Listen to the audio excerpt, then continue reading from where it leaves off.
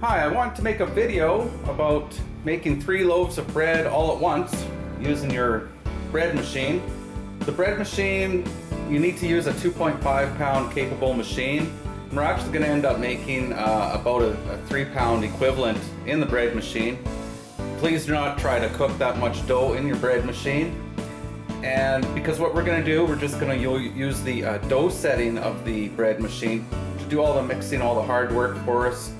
And then what we're going to do when it's all ready, and I'll explain the whole process, we're going to use these loaf pans to make our bread in. We'll cook them in the oven for a little while when it's ready. These are just standard size pans. They're 9¼ inches by 5¼ by about 2¾ inches deep. So you're going to need 3 of those. So okay, so I'm going to clear the area here and get all this stuff ready, and I'll show you the process. So I have all the ingredients ready here, well, basically ready to go. I've removed the bread pan, and so let's just get started. I'll tell you what I'm doing as I go along here. The first thing that you want to do, the recipe is 2¼ cups of water, and if your water is cold, just take the chill off. Just warm it up a little bit. It doesn't have to even be lukewarm, just take the chill off. So that's the first addition. 2¼ cup of water. Now the next thing that I use, I put 2 eggs in. Just 2 standard size eggs, so let's quickly get those in.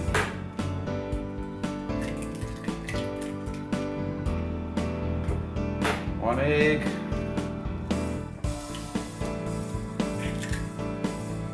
2 eggs.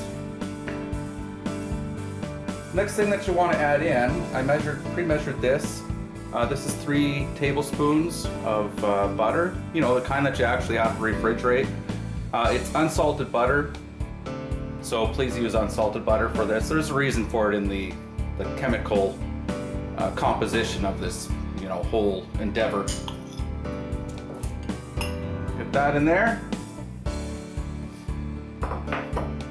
And then what I also measured out, you won't be able to tell in here, but this is 3 tablespoons of sugar and 3 teaspoons of salt. Sprinkle that in.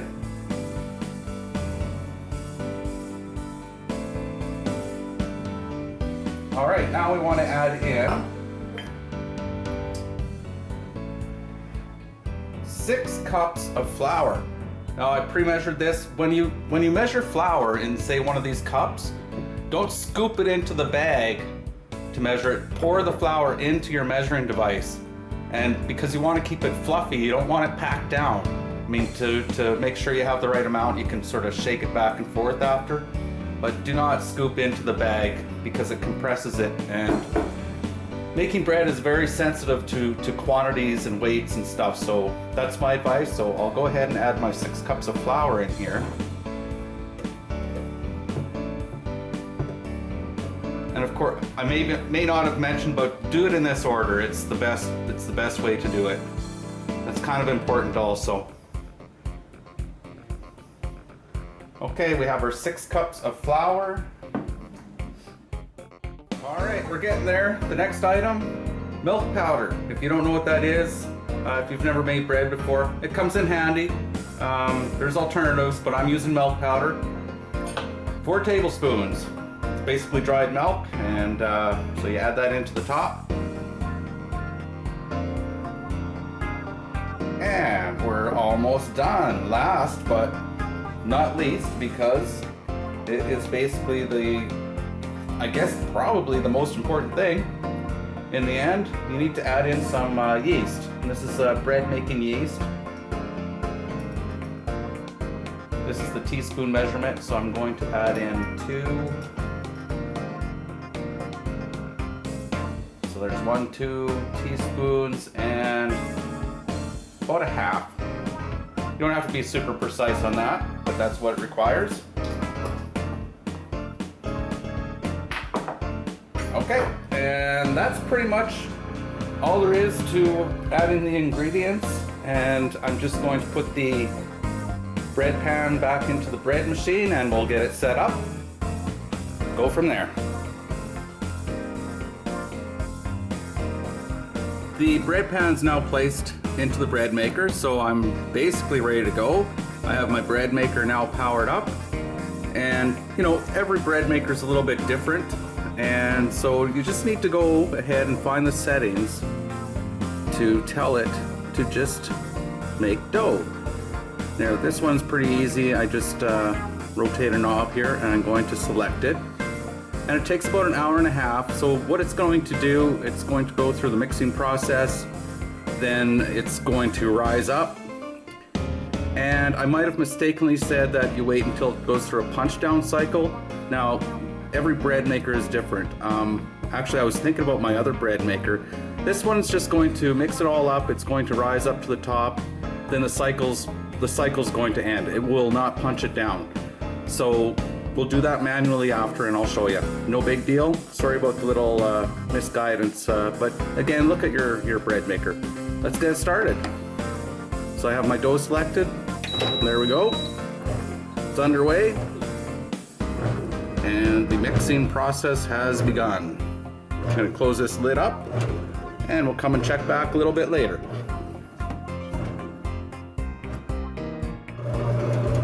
Okay, you can see it's well underway. It's been about 15 minutes here. Now if you're noticing a lot of flour and stuff stuck on the side of your bread pan, what you can do, and very carefully, use I guess this is like a spatula. It's looking actually pretty good, but you may not need to do this. But if you do have a lot of dry flour stuck on the side, just go around your bread pan like this, and that dry flour will drop down and get back into the mixture. But looks like it's coming along really good so far. Okay, just checking in. Looks like we're about 1 hour into the process, and there's about 30 more minutes to go. So it's probably gonna rise up a lot more and quicker. So we'll keep an eye on it. You can see the dough has really risen up a lot. And keep in mind, we're making an amount that's greater than the capacity for the actual bread maker. So go in, and if you see that it's really getting above your pan, or if it's really rising above there in the later stages, what you can do so it doesn't overflow, just kind of take your finger and you just want to get some of the air out of there. Make it drop down a bit. It's not going to hurt anything, and it'll possibly save you some mess or fuss coming up here. So just give it a few more minutes and we'll move forward. All right, here we go. We have about an hour and 30 minutes, and the dough has all risen up in the bread pan. So what we're gonna do, we're gonna go ahead and remove that and place it onto, I have a cookie sheet here. I'll show you that. Set this up here. There we go. And I've already poured a little bit of, I used some olive oil on here. You can use pretty much any kind of oil you want. Poured a little bit in there. Like that. Just gonna spread this around on the sheet here. Give it a nice coating. There we go. And next, just gonna retrieve the bread maker tray or pan. All right, there it is. And we're gonna pour the dough out on here. There you have it. We have our big batch of dough there. Next thing that I recommend doing is put some oil on your hands. And what we want to do is get this all, sort of mash it down a bit. Get it spread out here.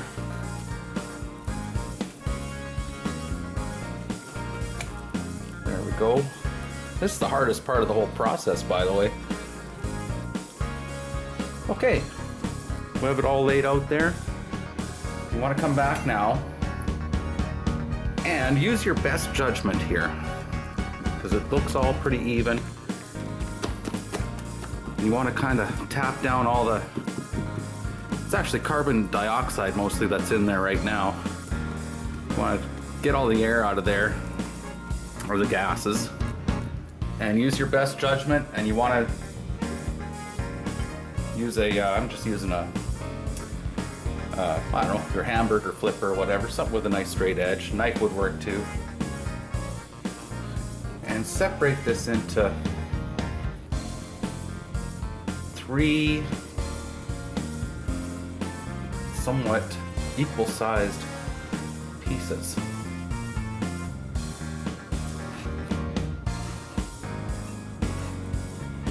So it's a bit of a process, not too tough. Just work at it. Now take your first one out here, and hopefully I would recommend using non-stick loaf pans. And all you do, grab one of your pans here, get it shaped there, set it in the pan, and just sort of spread it out nicely. Pretty much all there is to it. There you go. So I'll take this, I'm going to set this aside. So keep repeating that process. A little hint: if you have a if you're using bread pans that are non-stick, there's 2 options: oil the pan, or I have this one bread pan that's it's an older one, and it is non-stick, but it doesn't work very good anymore. So I cut myself out some parchment paper. That's different than wax paper, so it's parchment paper, and line your pan with that. It will work out really well. So I'm just going to go ahead and fill up my other 2 pans now. I have my dough all separated, then we'll move on to the next step. So there you have it. I divided it up into the 3 loaf pans here, and hopefully I think I did a good job. I have them all equally sized. So now you just want to take these, set them aside somewhere in a nice safe location where they won't be disturbed. And the key point is kind of remember how much is in that pan, and when it expands to double the size, then you'll know you're ready to move on to the next step. Okay, now the pans, I have them set aside in a safe location, out of the way, and you want to kind of keep them in a warmer location, but it doesn't need to be. The only reason I'm saying that is the warmer it is, the quicker or faster the dough will rise up, and it's going to take about anywhere from 30 minutes up to an hour. But what the key is here is wait until you see it has expanded about twice in size. So kind of remember how big it was when it went into the loaf pan or bread pan, and when it's twice the size, you're ready for the next step. All right, we're back here. It's been about, in this case, about 45 minutes, and the dough has risen at least twice as big now. So what I'm going to do is go ahead and just leave that sit there. I'm going to go over to my oven here. I'm going to set it on bake. I'm going to set it to 350 degrees. I'll start that up. So just sit back, let that preheat up to 350. You're going to, once it's heated up, put one of your racks in the middle, and we'll put these in. And we're going to put them in at 350 once it's heated up, and leave them in there for 10 minutes. And then we're going to lower the temperature down to about 325 and put them in for about another, or not put them in, but leave them in for another 30 minutes. So we'll come back and see how it's going. Okay, the oven is all heated up to 350. Let's go ahead and open up this oven door. Racks in about the middle here, and we're just gonna slide these in here, and remember, preheat the oven up to 350, and we're gonna let these sit in here for about 10 minutes, and after 10 minutes I'm going to lower the oven temperature down to 325 for the remaining time of about 30 minutes or so.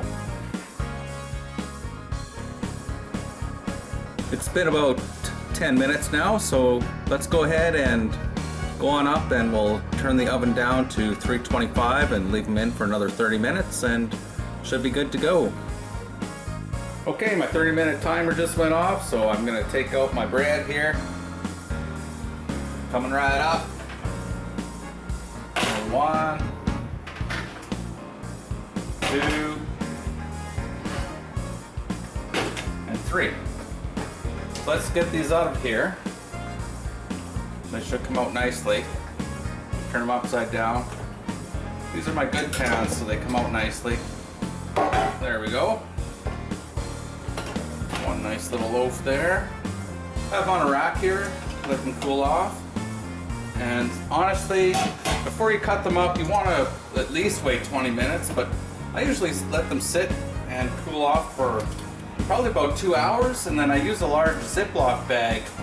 I put each loaf in a Ziploc bag to store them in the fridge. Keeps them nice and fresh. And if you do use Ziploc bags, keep them, reuse them, just clean them out after, save yourself some money. And this is the one that was in the parchment paper. Came out of the tray really nice. And it's browned and everything, so it's looking good. Anyways, I hope you enjoyed the video.